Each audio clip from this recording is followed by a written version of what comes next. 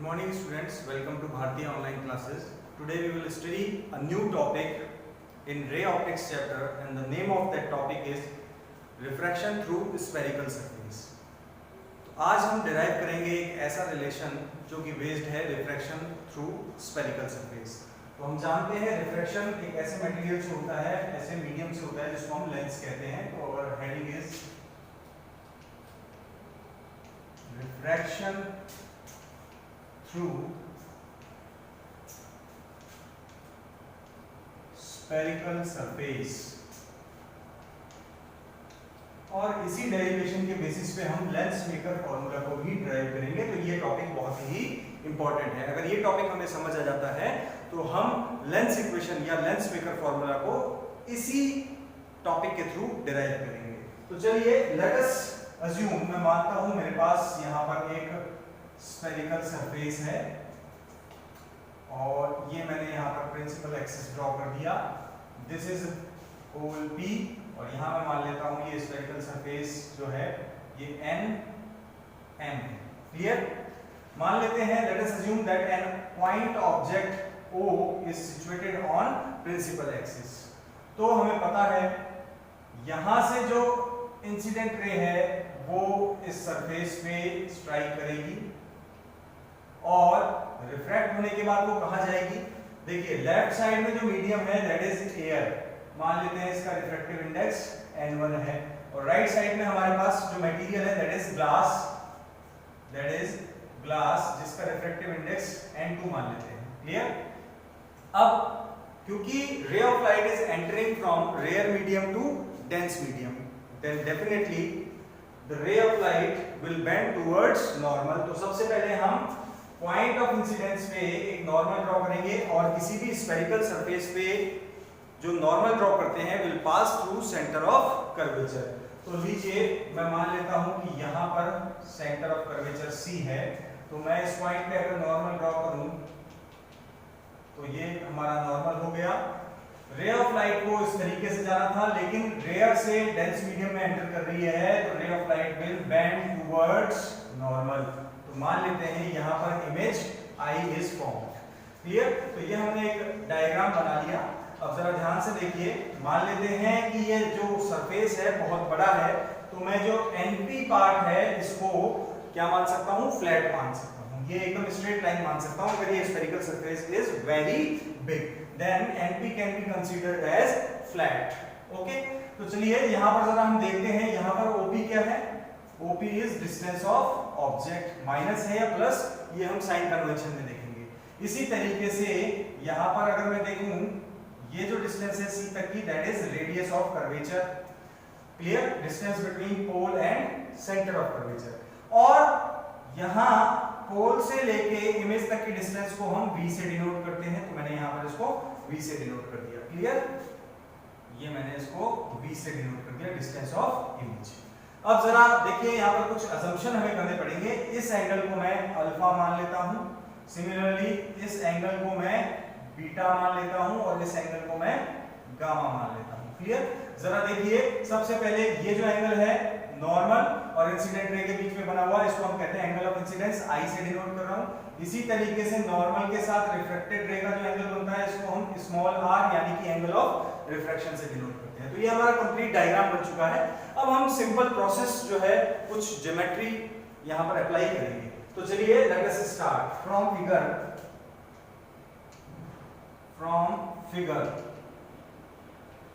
In triangle. देखिए सबसे पहले मैं ट्राइंगल लूंगा OMP. ट्राइंगल OMP, ध्यान रखिएगा मैंने NP पार्ट को फ्लैट अज्यूम किया है. मैं ये मान रहा हूँ ये स्फेरिकल सरफेस बहुत बड़ा है तो इसमें से एक छोटा पार्ट NP है तो इसको कर्व ना मानते हुए मैंने फ्लैट मान लिया. क्लियर? तो इन ट्राइंगल ONP मुझे बताइए tan अल्फा की वैल्यू. tan का फॉर्मूला होता है perpendicular upon base. What is perpendicular in this triangle? NP. And what is base? OP. Clear? इसी तरीके से इन ट्राइंगल नेक्स्ट ट्राइंगल देखिए कौन सा बन रहा है? NPC. देखिए ये वाला ट्राइंगल मैंने लिया है, इसमें से सिमिलरली हम tan बीटा की वैल्यू निकालेंगे. वो क्या होगा, परपेंडिकुलर अपॉन बेस। तो देखिए परपेंडिकुलर तो एनपी ही रहेगा, एनपी, और बेस रहेगा पीसी, तो ये लीजिए पीसी। इक्वेशन नंबर भी देते जाते हैं, इक्वेशन 1 एंड इक्वेशन 2। नेक्स्ट जरा आप देखिए अगेन इन ट्रायंगल, दूसरा ट्रायंगल लेते हैं तीसरा, एनपीआई। देखिए एनपीआई, एनपीआई अगेन यहां से मुझे बताइए, यहां से मुझे किसकी वैल्यू मिल जाएगी, gamma, tan gamma equal to perpendicular upon base, again perpendicular will be NP and base will be PI. Equation number 3 clear. यहां तक सिंपल है। हमने क्या किया, अल्फा बीटा गामा दो एंगल, तीन एंगल माने, अज्यूम किए, एंगल आई और एंगल आर को हमने डिनोट कर दिया। नॉर्मल के साथ इंसिडेंट का एंगल आई है और रिफ्लेक्टेड रे का नॉर्मल के साथ एंगल आर है, और हमने तीनों ट्रायंगल से tan अल्फा, tan बीटा और tan गामा की वैल्यू कैलकुलेट कर ली। अब मैं कह रहा हूं if tan alpha, tan beta and tan gamma are very small, अगर ये बहुत स्मॉल वैल्यूज हैं देन मैं मान सकता हूं tan alpha can be written as alpha. Okay, बहुत छोटी वैल्यू है तो tan अल्फा को अल्फा भी मान सकते हैं। Similarly tan beta can be written as beta, similarly tan gamma can be written as nearly equal to gamma. तो इक्वेशन 1 2 3 क्या बन जाएगी, देखिए alpha equal to NP upon OP, tan alpha की जगह मैं अल्फा, tan बीटा की जगह बीटा और tan गामा की जगह गामा रख रहा हूं। Equation number 4 beta equal to, बताइए क्या लिख सकते हैं, NP upon PC, NP upon PC. Equation number 5 similarly gamma will be equal to NP upon PI. Equation number 6 देखिए यहां से मैंने लिखा है, ठीक है। तो यहां तक हमारा ये अल्फा बीटा और गामा की वैल्यूज आ गई। अब देखिए अल्फा बीटा गामा की वैल्यूज में क्यों निकाल रहा हूं, एक्चुअली में रिफ्रैक्शन के लिए फॉर्मूला निकालना है, तो रिफ्रैक्शन के लिए जो रूल है sin i upon sin r which is equals to n to 1। अब जरा ध्यान से देखिए, तो मुझे एंगल i और एंगल r की वैल्यू निकालनी है अल्फा बीटा गामा के टर्म्स में, क्योंकि हम जानते हैं sin i upon sin r equal to होता है n to 1, n to 1 यानी कि n2 अपॉन n1, वो हमने एज्यूम किया हुआ है। मुझे एंगल i और एंगल r की वैल्यू चाहिए, इसलिए हम ये सब ज्योमेट्री यहां पर अप्लाई कर रहे हैं। तो जरा ध्यान से देखिए, ज्योमेट्री का रूल है कि किसी भी ट्रायंगल के दो इंटरनल एंगल का सम उसके एक्सटर्नल एंगल के बराबर होता है।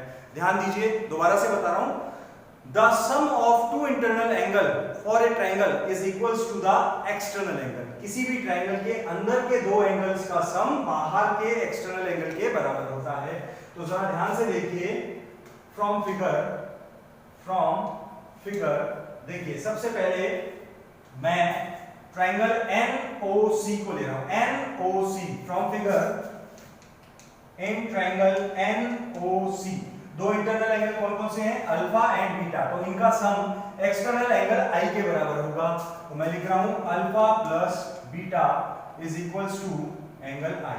लीजिए मेरे पास i की वैल्यू तो आ गई, क्वेश्चन नंबर 7 i की वैल्यू मेरे पास आ चुकी है। सिमिलरली मुझे r की वैल्यू भी निकालनी है। अगेन इन ट्रायंगल देखिए r की वैल्यू निकालने के लिए मैं कौन सा ट्रायंगल लूंगा, in triangle NIC, in triangle NIC मुझे बताइए दो इंटरनल एंगल कौन कौन से हैं, r plus gamma equal to होगा बीटा के। तो मैं यहां पर लिख रहा हूं r plus gamma equal to beta. तो यहां से r की वैल्यू भी आ गई, बीटा माइनस गामा। लीजिए ये हो गई इक्वेशन नंबर 8। अब हमारा काम हो चुका है, हमें एंगल i और एंगल r की वैल्यू मिल गई है और वो बीटा, अल्फा और गामा के टर्म्स में है, इसलिए हमने अल्फा बीटा गामा की वैल्यूज कैलकुलेट की थी। क्लियर। तो अब हम बात करते हैं फ्रॉम मेन मुद्दे पे आते हैं, फ्रॉम लॉज ऑफ रिफ्रैक्शन। क्या होता है Snell's law, sin i upon sin r equal to n to 1। अब हम जानते हैं कि भाई ये एंगल्स बहुत छोटे छोटे हैं, तो मैं कह रहा हूं कि if sin i and sin r are very small, then sin i can be written as angle I and sin r can be written as small r। तो चलिए, तो यहां तक आपने नोट कर लिया होगा। तो मैं ये वाला जो पोर्शन है इसको एक बार रफ कर रहा हूं और दोबारा से इसको शुरू करते हैं।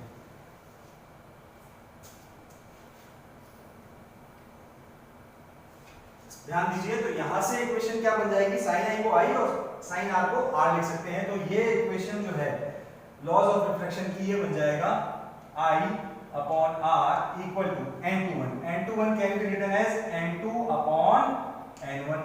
चलिए आई और आर की वैल्यू रखते हैं फ्रॉम इक्वेशन 7 एंड 8। तो आई की वैल्यू है alpha plus beta upon R की वैल्यू क्या है, beta minus gamma and which is equals to n2 upon n1। Clear.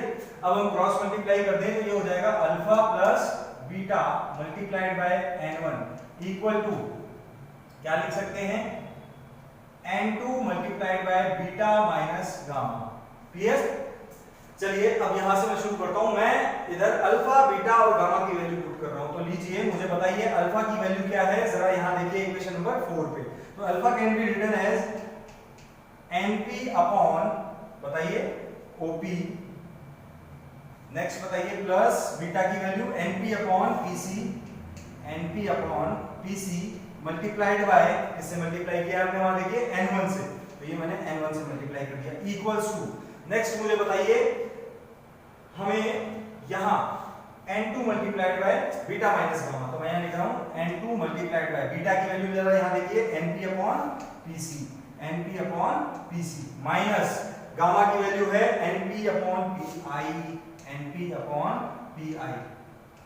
आप यहां पर देख सकते हैं कि np जो है न्यूमरेटर में कॉमन आ रहा है, तो लेफ्ट साइड का np राइट साइड के np से कैंसिल हो जाएगा, but we will get n1 1 upon op plus 1 upon pc equals to n2 1 upon pc minus 1 upon pi। Clear. तो ये हमारे पास कुछ मोटा मोटा काम हो चुका है और हमें अल्फा बीटा की जो वैल्यू चाहिए थी वो हम यूज कर चुके हैं। तो अब मैं इस साइड को भी रफ कर रहा हूं ताकि हम डेरिवेशन को आगे फर्दर और एक्सप्लोर कर सकें। तो चलिए अब जरा डायग्राम में हमें देखना पड़ेगा। यहां पर मैं साइन कन्वेंशन की मदद से ये OP, PC और PI की वैल्यूज रखूंगा। सो बाय यूजिंग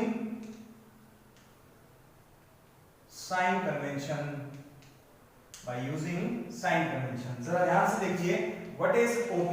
OP क्या है डायग्राम में देखिए, डिस्टेंस ऑफ ऑब्जेक्ट। OP को मैं कह रहा हूं डिस्टेंस ऑफ ऑब्जेक्ट और इसको हम डिनोट करते हैं U से। ये पॉजिटिव होगा या नेगेटिव हमें पता है एज पर साइन कन्वेंशन।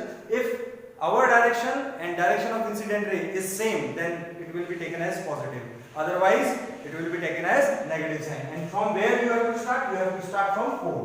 तो आप पोल से चलना शुरू करेंगे इधर और इंसिडेंट रे जो है उसके अपोजिट डायरेक्शन में है, तो U जो है वो नेगेटिव साइन का हो जाएगा। सिमिलरली PC क्या है जरा चेक करते हैं। PC देखिए PC is radius of curvature, तो PC is radius of curvature जिसको हम R से डिनोट करते हैं। पॉजिटिव होगा या नेगेटिव देखिए, पोल से चलना स्टार्ट करते हैं इधर और इंसिडेंट रे की डायरेक्शन भी इधर ही है, तो ये पॉजिटिव हो जाएगा। सिमिलरली एक और चीज बची है PI। PI क्या है देखिए, PI इमेज का डिस्टेंस है पोल से, तो इसको कहते हैं डिस्टेंस ऑफ इमेज। तो ये जो है V से डिनोट करते हैं। ये पॉजिटिव होगा या नेगेटिव देखिए, पोल से चलना स्टार्ट करेंगे और इंसिडेंट रे भी इधर ही इसी डायरेक्शन में है, तो ये भी पॉजिटिव हो जाएगा। चलिए अब इस इक्वेशन में OP, PC और PI की वैल्यू रखते हैं। What we will get, let us see n1 multiplied by 1 upon OP की वैल्यू बताइए क्या है, माइनस U प्लस नेक्स्ट देखिए 1 अपॉन PC, PC की वैल्यू क्या है R, तो 1 upon R equal to n2 multiplied by 1 upon PC यानी कि 1 upon R minus 1 upon PI, PI क्या है प्लस का V, तो ये हो जाएगा 1 अपॉन V। चलिए यहां से हमें ये इक्वेशन मिली। अब इसको n1 और n2 को अंदर मल्टीप्लाई कर रहा हूं, तो ये हो जाएगा minus n1 upon U next plus n1 upon R which is equals to, इधर भी n2 को अंदर मल्टीप्लाई करते हैं, n2 upon R minus n2 upon V। चलिए U V वाले टर्म लेफ्ट साइड में ले आते हैं और R वाले टर्म राइट साइड में ले जाते हैं। तो इस टर्म को मैं लेफ्ट साइड में लाऊंगा तो ये नेगेटिव से पॉजिटिव हो जाएगी, तो ये हो गया n2 upon V minus n1 upon U। ये टर्म और ये टर्म मैं एडजस्ट कर चुका हूं। इक्वल्स टू, ये टर्म तो राइट में है ही, तो ये हो गया n2 अपॉन r। ओके, इस टर्म को इधर ले जाएंगे तो ये माइनस का हो जाएगा, माइनस n1 अपॉन r। चलिए, तो ये हमारा जो है इक्वेशन बन चुका है। इसको और कॉम्पैक्ट फॉर्म में करते हैं, तो जरा देखते हैं कि हमारे पास यहाँ पर क्या बन रहा है। n2 upon v minus n1 upon u equals to, देखिए 1 अपॉन r इज कॉमन, तो मैं लिख सकता हूँ क्या, n2 minus n1 upon r। ये जो है फॉर्मूला है रिफ्लेक्शन थ्रू स्फेरिकल सरफेस का, इसको मैं इक्वेशन नंबर 9 दे देता हूँ। तो यही चीज हमें डिराइव करनी थी। This is the equation for refraction through spherical surface. तो ये बहुत ही इंपॉर्टेंट है, सिंपल है, थोड़ा सा लॉजिक इसमें लगाना था वो मैंने आपको बताया। अगर आपको ये डेरिवेशन समझ में आ रही है तो लेंस मेकर फॉर्मूला इस इक्वेशन से, इक्वेशन नंबर 9 से बहुत ही इजीली डिराइव हो जाएगा। तो आप सभी से ये रिक्वेस्ट है कि इसको आप प्रैक्टिस करें और नोटबुक में उतारें। और अगर आपको कोई डाउट है तो आप अपनी ऐप पे जाके चैट ऑप्शन या डाउट ऑप्शन पे जाके अपनी क्वेरीज कर सकते हैं। तब तक के लिए धन्यवाद, थैंक यू वेरी मच।